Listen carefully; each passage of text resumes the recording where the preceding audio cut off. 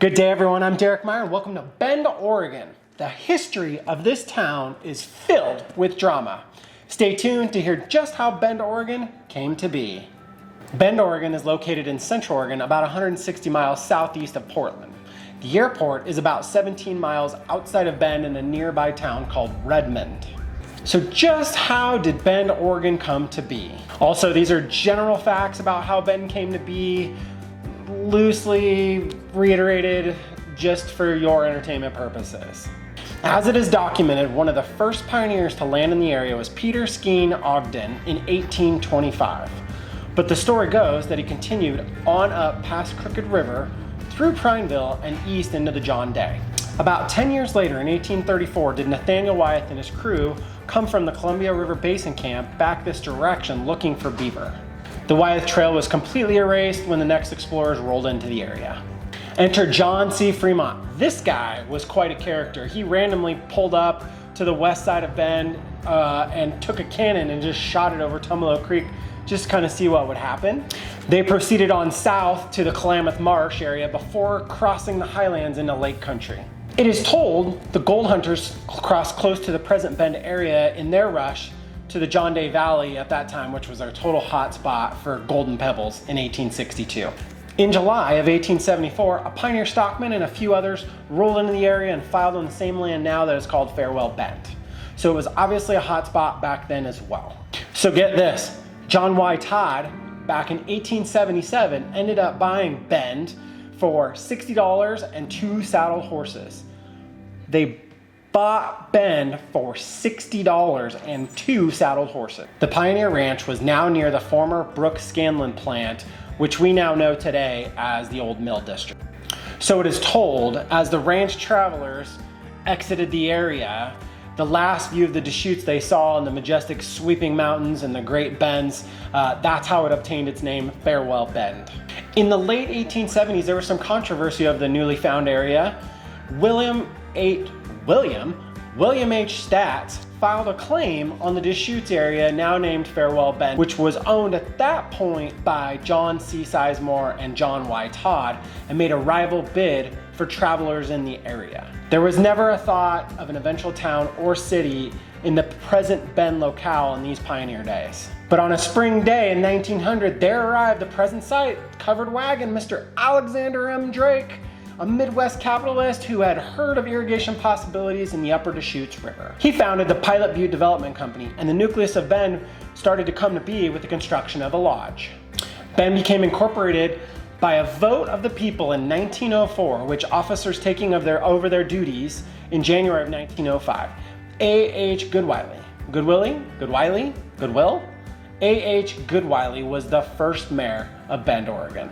All right, Alexander Drake favored the name Pilot Butte, and a bid was also named for Farewell Bend. But officials in the Post Office Department of Washington, D.C. later decided that Farewell Bend was too long and just chopped that name off. So you've got the Post Office Department in Washington, they chopped off Farewell Bend and just called it Bend, and eventually the name Deschutes kind of absorbed with that. So, now the town and the nucleus itself is Bend, Oregon. Decades later, in 1916, the Shevlin-Hixon lumber mill and the Brooks Scanlon lumber mill literally opened 1 month apart from each other. At the peak production, the mills processed more than 500 million board feet of timber annually. So you've got, literally, these guys are right across the creek from each other, right across the river from each other, and they open 1 month apart. Wow, talk about like the Hatfield and the McCoy situation. In 1950, Shevlin-Hixon was purchased by Brooks Scanlon because of dwindling timber supplies on their private holdings. Shevlin-Hixon subsequently shut down their doors, and the remaining trees were redirected to the Brooks Scanlon mills. In 1980, Brooks Scanlon was absorbed in a merger by Diamond International. During the late 1980s, the timber company changed hands again, bought on by the newly formed Crown Pacific Limited. The Brooks Scanlon mill continued to produce lumber until 1994, when, because of diminishing timber supplies, Crown Pacific shut it down. How about some more drama? Crown Pacific publicly blamed the closure on logging restrictions put in place on federal lands to protect the northern spotted owl. the northern spotted owl.